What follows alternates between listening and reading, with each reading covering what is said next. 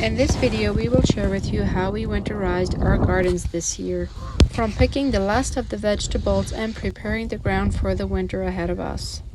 We are also keeping some of the root crops in the garden over the winter as long as we possibly can, without having them frozen.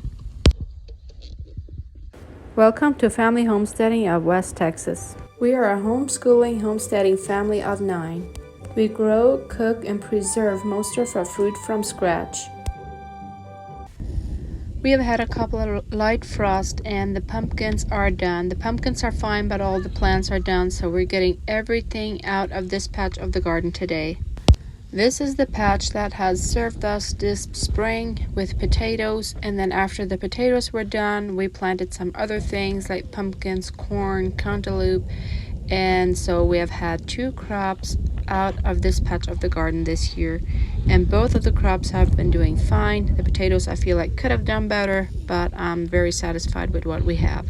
And in order for this patch to be growing again next year, we need to think ahead and prepare the soil. We want to nourish the soil as much as we possibly can and make it better over the winter. And for the soil to get better over the winter, it is important that we will not leave it bare. We had a good rain a couple of days ago, and that makes it so much more enjoyable to work in this dry, weedy, veiny area, because now not everything is as dusty as it was before.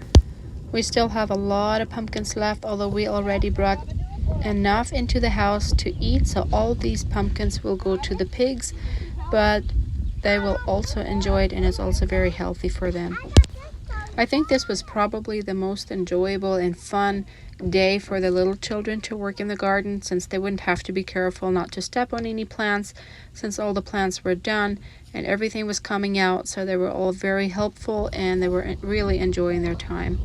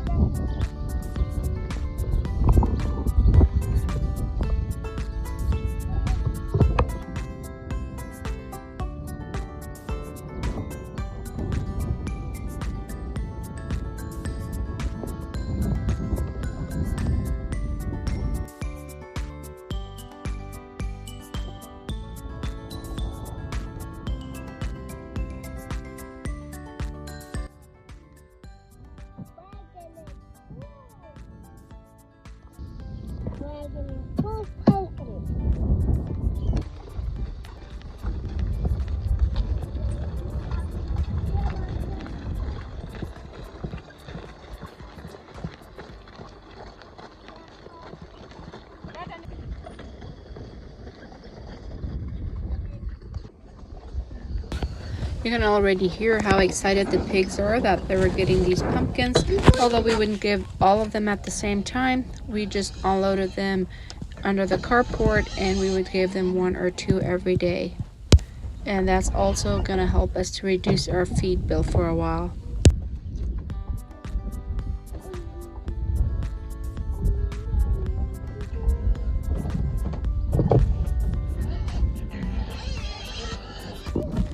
So after all the pumpkins and cantaloupes are out of the garden, I am picking up the drip irrigation which we have used during the summer. We did not put the drip irrigation in the ground. We had it just lying on the ground, and I didn't want to accidentally tear it or rip it, so I'm just picking it up, throwing it over the fence, so that way it's out of the way for us to work in peace.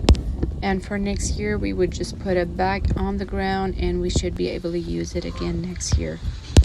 We have so many big weeds, veins from the pumpkins and cantaloupe.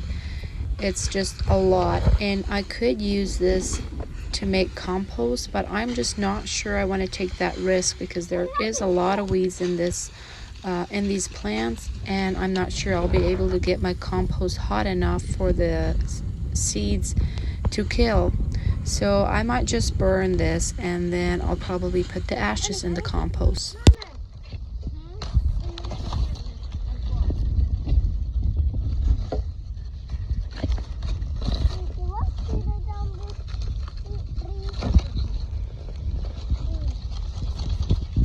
Alright, so we have got all the weeds and veins out of the garden. It is now ready to plant a winter crop in here. It is just so satisfying to look at it.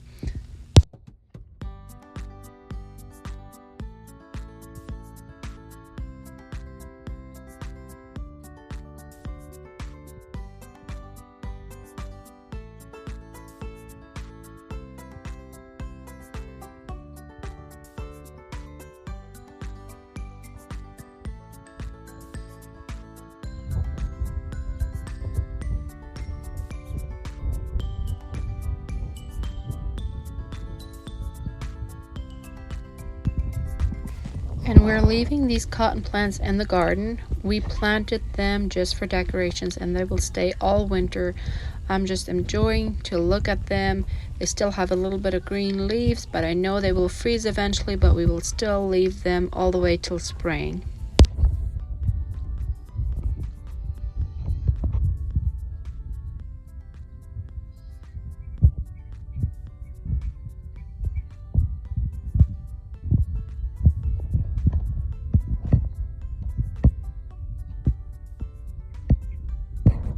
And now we are ready to plant some rye. I'm just sprinkling the rye on the ground with my hands. I don't have any fancy equipment to do that, and I know that I will probably not get it very even, but I'll just do my best. Sprinkle the rye on the ground, and then we will spread it with some compost.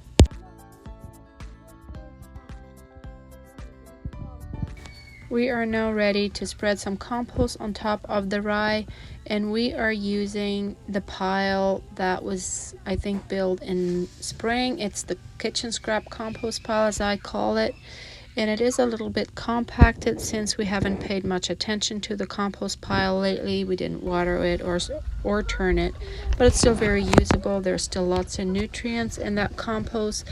So we are going to spread the rye with that compost, and that should get the rye a good start to grow. We will also need to water it down a little bit since it's dry compost. And this compost we're adding to the ground now should also help for next spring when we're planting new plants, that they have lots of good nutrition. And growing a winter crop is also helpful for compacted soil. So back in spring when we started this patch, it was pretty compacted. So this should help a lot for next spring. So this is now about a month later, and you see that the rye has come up. We're still watering every now and then. So this is another day. Although we have had a couple of hard freezes, we were still able to save these tomatoes under the tunnel with some row cover and decorating lights. This is more of a full garden here. Some of this stuff has been affected a little bit by the frost. The potatoes, you can tell the leaves look a little bit brownish on the edges, but most of this is cold hardy stuff. Beets, celery, turnips and carrots, they're still fine with a light frost like this. But then a couple of days later, everything was gone. We had a hard freeze and we're starting to pull everything up. So these are the potatoes. We didn't get a whole lot, but we did get some. So I'm still happy I planted the potatoes in this bed so that it could still produce a little.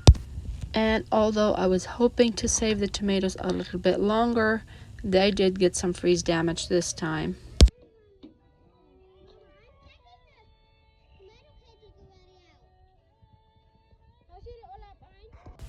This is our main garden, and these are the tomatoes that were planted back in March, I believe, and they're all done. They've done good, and we're taking the railing off. We're also going to take the cages off, and we're going to pull out the plants, and we're probably going to use these to make compost.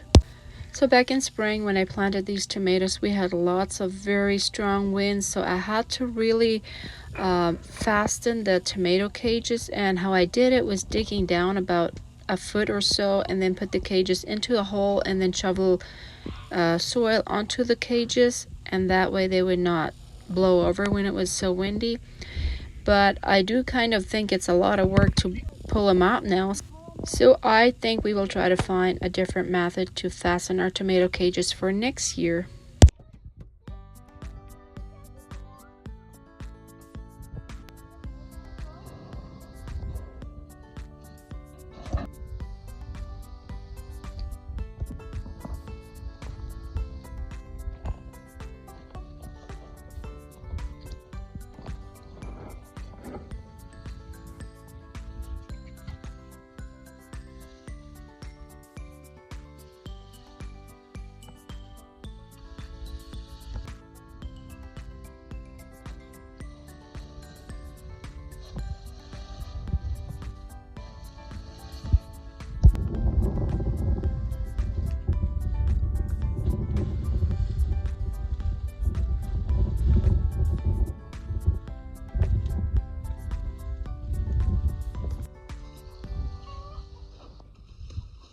We have so many zinnias to pull up. I know that next year we will have lots of volunteer plants in this area since we're having a lot of seeds.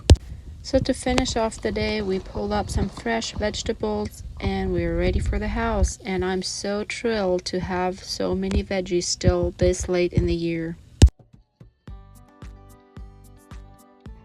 This is yet another day. Okay, it is December 7th today, and we are getting everything out of the garden today. We still have tomatoes in here. The plants are slightly frozen, but the tomatoes are all good. We will pick everything off today. We're also going to pull all these beets and turnips and these carrots here. We will just put a layer of straw on it, and they should be good for next week's hard freeze that we're supposed to get. The reason these plants are frozen under the tunnel here is because I had some electricity problem the other night when it was pretty cold, and these bulbs, they were not on a pretty cold night.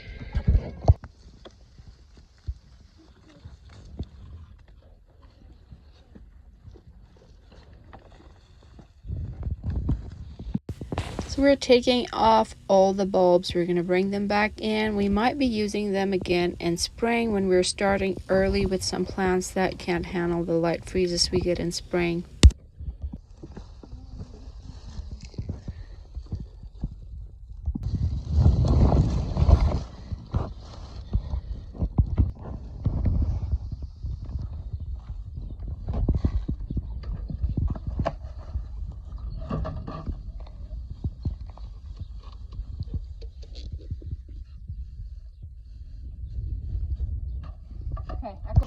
So I put some straw around the roots of the celery, hoping the roots will survive the frost next week. And we also added straw to the carrots.